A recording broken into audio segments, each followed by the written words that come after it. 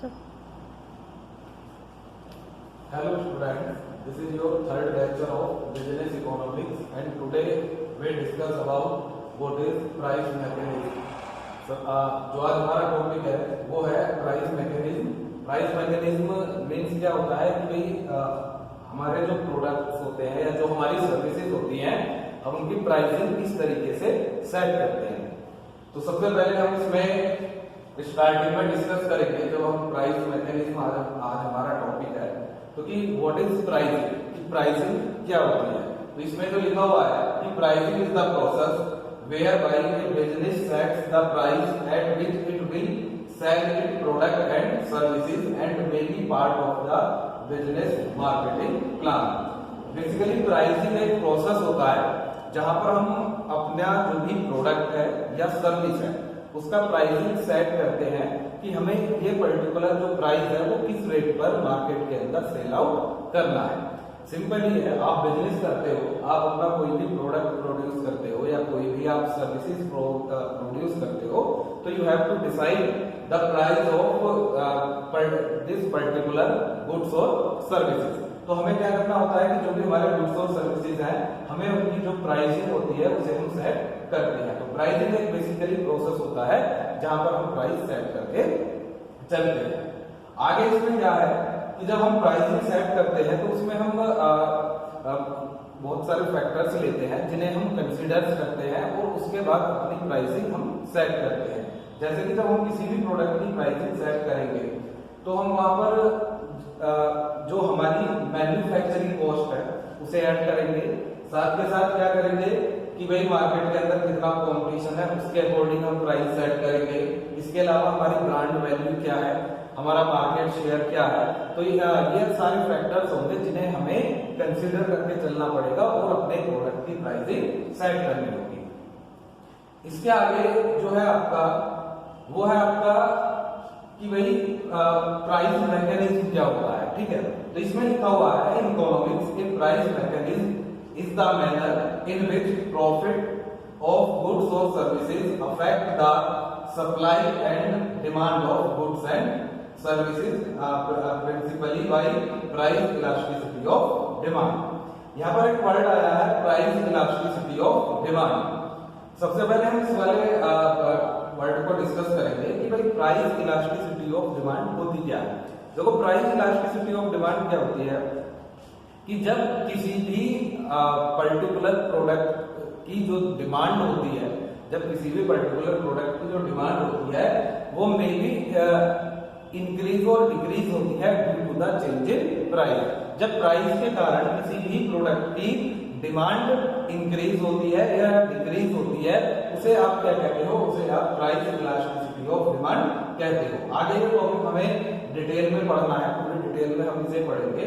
तो price mechanism क्या कहता है, प्राइस मैकेनिज्म ये कहता है कि भाई हम जो भी प्रोडक्ट बना रहे हैं, ठीक है, उसकी डिमांड और सर्विसेज हमेशा अफेक्ट, डिमांड जो होती है वो हमेशा अफेक्ट होती है उसके मार्केट प्राइस से. कि सपोज करो हम कोई भी प्रोडक्ट बना रहे हैं, ठीक है, आज हमसे 10 रुपीज में सेल कर रहे हैं मार्केट के अंदर, ठीक है, तो हमारी डिमांड ठीक ठाक है. अब हमने सपोज करो उसका प्राइस 12 रुपए कर दिया, 10 से हमने क्या किया 12 रुपीज वहां पर कर दिया. तो मे भी ये हो सकता है कि जो हमारे प्रोडक्ट की डिमांड है वो डिक्रीज हो जाए, अफेक्ट हो जाए. प्राइस हमने कम कर दिया तो मे भी ये हो सकता है कि हमारे प्रोडक्ट की डिमांड जो है इंक्रीज हो जाए. तो प्राइस मैकेनिज्म यही कहता है कि भाई किस तरीके से किसी भी गुड्स और सर्विसेज के जो प्राइसिंग होती है वो आपकी डिमांड को अफेक्ट करती है. डिमांड को जब अफेक्ट करेगी टू वे में अफेक्ट करेगी, मे बी इंक्रीज और may be decrease. That is called your price mechanism. अब इसके बाद जो हम डिस्कस करेंगे कि भाई important factors that determine the fixation of price. कि जब हम किसी भी प्रोडक्ट का प्राइस सेट करते हैं तो वो कौन कौन से आपके फैक्टर्स होते हैं जो हमारे प्राइसिंग को अफेक्ट करते हैं. कि जब हम किसी भी प्रोडक्ट की प्राइसिंग सेट करते हैं तो वो कौन कौन से फैक्टर होते हैं जिन्हें हमें कंसीडर करके चलना होता है.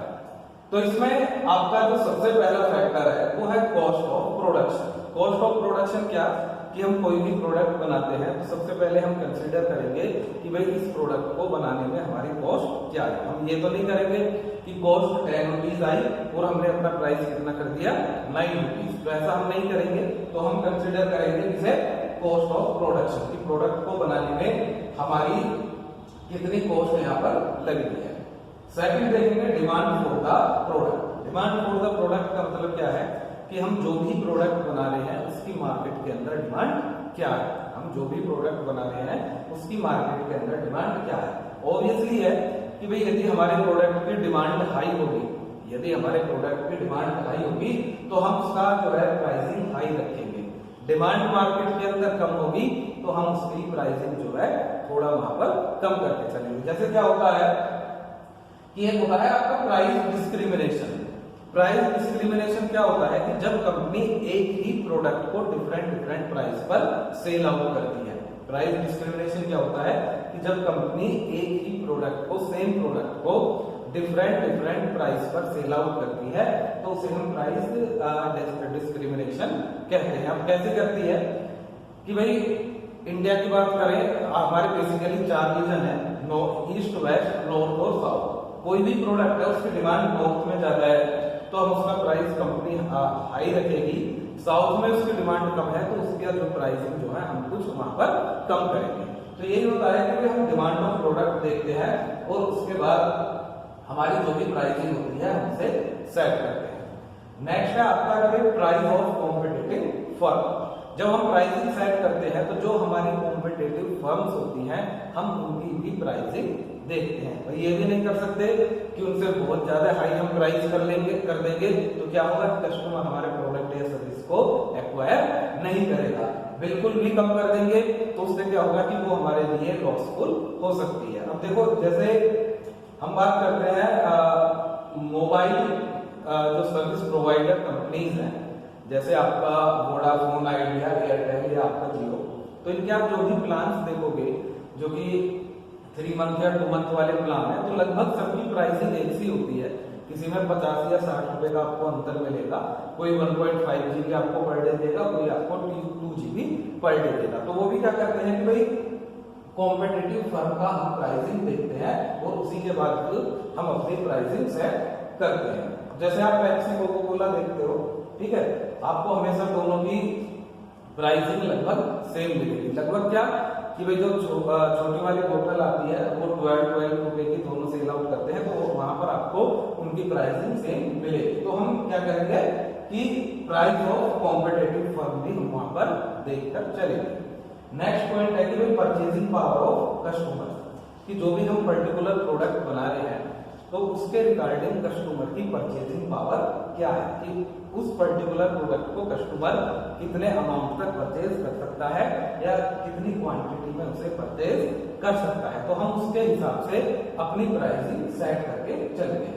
गवर्नमेंट रेगुलेशंस, गवर्नमेंट रेगुलेशंस क्या होगा कि हमें जब हम अपनी प्राइसिंग सेट करते हैं तो गवर्नमेंट रेगुलेशन क्या, कि जो गवर्नमेंट होती है डिफरेंट टैक्सेस लगाती है। जैसे आजकल जीएसटी लगता है तो हम फिर जिस भी स्लैब में हम होंगे उसी के अकॉर्डिंग हम अपनी वहां पर प्राइसिंग सेट करके चलेंगे। इसके बाद क्या है कि ऑब्जेक्टिव, जो हमारा ऑब्जेक्टिव होता है वो भी हमारी जो प्रोडक्ट का प्राइस होता है उसे अफेक्ट करता है। कि भाई हमारा ऑब्जेक्टिव क्या है कि हमें हाई प्रॉफिट अर्न करना है।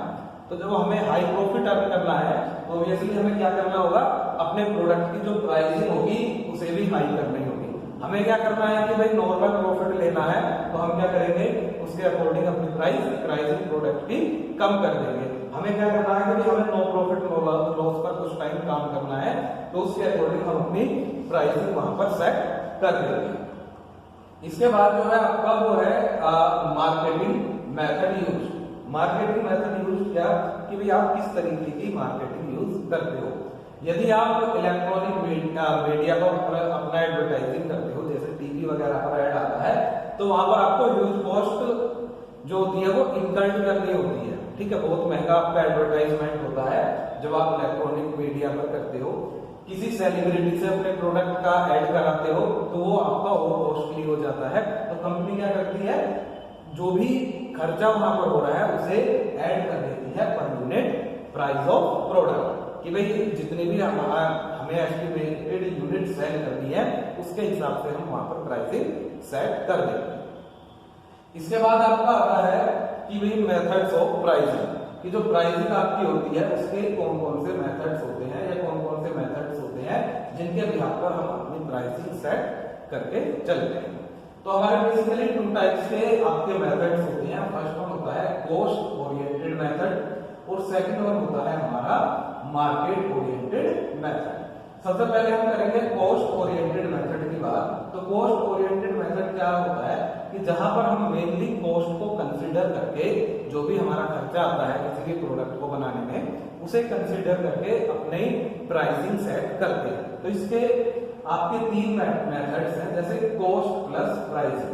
कॉस्ट प्लस प्राइसिंग का मतलब क्या होता है कि मैंने कोई प्रोडक्ट जो है 100 रुपए में बनाया, ठीक है। अब मुझे क्या करना है कि जो प्रोडक्ट मैंने 100 रुपए में बनाया है मुझे इस पर 20% प्रॉफिट चाहिए, ठीक है। तो वो मैं 20% जो है सीधा सीधा अपनी कॉस्ट में ऐड कर दूंगा, तो जिससे कि क्या होगा मेरा कॉस्ट प्लस वहां पर मेरा प्राइस हो जाएगा। इसमें भी सिंपल यही लिखा हुआ है कि भाई cost plus pricing involve adding a certain percentage to cost in order to fix the price. Normally यहाँ पर क्या लिखा हुआ है कि 200 रुपए पर यूनिट हम कोई भी प्रोडक्ट बना रहे हैं और 10% का हम उस पर प्रॉफिट लेना चाहते हैं, तो हमें अपना सेलिंग प्राइस कितना रखना पड़ेगा 220 रुपए। तो सिंपल है, जितना परसेंटेज प्रॉफिट चाहोगे उतनी ही आप कॉस्ट में उस परसेंटेज को ऐड कर दोगे। नेक्स्ट जो मेथड है वो होता है आपका break even pricing. Break even pricing के अंदर एक चीज होती है कि वो ये होती है कि in other word there is neither profit और लॉस, कि हमें ना प्रॉफिट ना लॉस पर काम करना है, हमें उसके अकॉर्डिंग अपनी प्राइसिंग सेट करनी है, ठीक है। तो वहां पर हम क्या करेंगे, ना प्रॉफिट ना लॉस के हिसाब से यदि हम अपनी प्राइसिंग सेट करते हैं तो वो मेथड जो होता है आपका called break even pricing method. क्या होता है कि ब्रेक इवन प्राइसिंग मेथड, जहां पर हम नो प्रॉफिट नो लॉस के ऊपर वर्क करते हैं। इसके बाद आता है आपका टारगेट रिटर्न प्राइसिंग। क्या होता है आपका टारगेट रिटर्न प्राइसिंग, कि इसलिए क्या होता है कि भाई मैंने 1 लाख रुपए इन्वेस्टमेंट किया है और मुझे क्या करना है कि भाई 1 लाख पर जो है, मैं कॉस्ट की बात नहीं कर रहा, मैं यहाँ पर बात क्या कह रहा हूँ कि मैंने 1 लाख रुपए इन्वेस्टमेंट किया है और मैं क्या चाह रहा हूँ एक साल के अंदर मुझे इस 1 लाख पर 20% का रिटर्न मिले।